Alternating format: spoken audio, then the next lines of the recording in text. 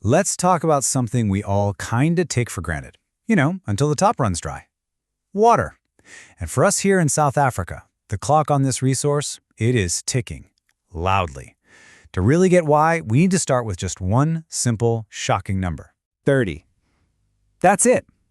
South Africa is officially one of the 30 driest countries in the entire world. That's not some scary future prediction, that's where we are right now. And that fact alone sets the stage for a massive national challenge. But here's where the plot thickens. You see, it would be one thing if we just had a limited amount to go around, but we're actually fighting a two-front war. It's not just about finding enough water, it's about making sure the water we do have is clean and safe enough to use. So first things first, let's break down that supply issue. Why exactly is our water situation so incredibly delicate? Well, the pressure is coming from pretty much everywhere. First off, our demand for water is just going through the roof.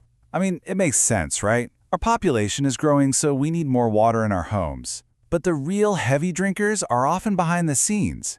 Industry needs water to make stuff. Mines use a ton of it, and, get this, we even need it to generate the electricity that keeps our lights on. More growth means a whole lot more thirst. But it's not just about us using more. It's like the system itself is being squeezed. Nature gives us completely uneven rainfall. The east gets drenched while the west is basically parched. We don't really have the cash for huge new dams to catch the rain we do get. And to top it all off, we have these thirsty alien plants that have moved in and are literally drinking our rivers dry faster than our native plants ever would.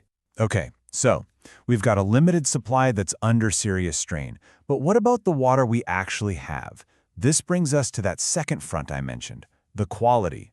What is getting into our water and making it dirty or even dangerous? Unfortunately, the culprits are all around us. So before we go any further, let's just be crystal clear on what we're talking about here. What is water pollution? The official definition is pretty simple. It's any change, chemical or biological, that makes water harmful to any living thing. A simple definition for a really complex problem. And just look at how many different sources there are. This isn't a case of one single bad guy. You've got untreated sewage leaking dangerous bacteria like E. coli into the system. You have factories releasing nasty metals and chemicals. Agriculture washes pesticides and fertilizers into our rivers. Mining can create acidic water filled with heavy metals. And of course, all the solid waste, like plastics, that we dump into the ocean. Each one is its own unique threat. And let's be very clear. This is not just some fuzzy environmental problem. This becomes a major public health crisis fast. When our water gets compromised, it can become a breeding ground for absolutely devastating diseases, like cholera. That's a direct result of bacteria from human waste getting into the water we're supposed to be able to use. This quote, this one really brings it all home. It's so powerful because it connects our normal everyday actions, washing the dishes, taking a shower, to this huge national problem. Every single drop we send down that drain goes back into a system where it has a chance to pick up all those pollutants we just talked about. Okay, so that's the problem. It's big, it's complicated, and it's definitely urgent. But the story doesn't stop there. This is not a lost cause. The most important question now is, what on earth can we do about it? How do we start to fix this mess? You know, the first part of the solution isn't a new technology or some massive project. It's a shift in our thinking. We've got to move from a mindset of waste to one of wisdom. We need to start treating every single drop of water like the precious, life-giving resource it actually is. And a great place to start is to understand the water leaving your own house, because not all wastewater is created equal. On one hand, you've got gray water. This is the stuff from your bath, shower, and laundry. Now, you can't drink it, but it's relatively clean and totally reusable. On the other hand, you have black water. That's from the toilet. It has human waste and it's pretty much unusable without serious industrial-level treatment. Just knowing that difference is a game changer. So what do you do with that gray water? It's honestly so easy. You can just collect it, put a bucket in the shower while you wait for it to warm up, and instead of it going down the drain, you take it straight outside. Water your garden, give your lawn a drink.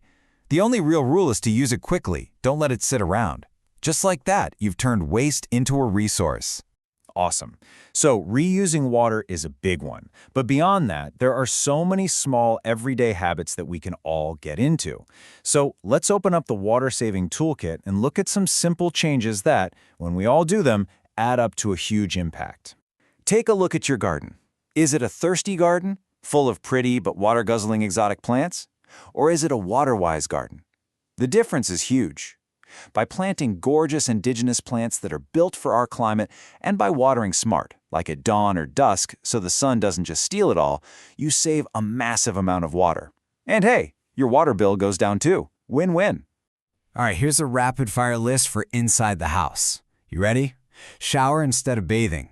Turn off the tap when you brush your teeth. That saves liters right there. That dripping tap? That's not just annoying, it's money down the drain, so fix it. And wait for a full load before you run the dishwasher or washing machine. Oh, and if you have a pool, a cover stops thousands of liters just vanishing into thin air. Now for what might be the craziest fact of all. I want you to really think about this.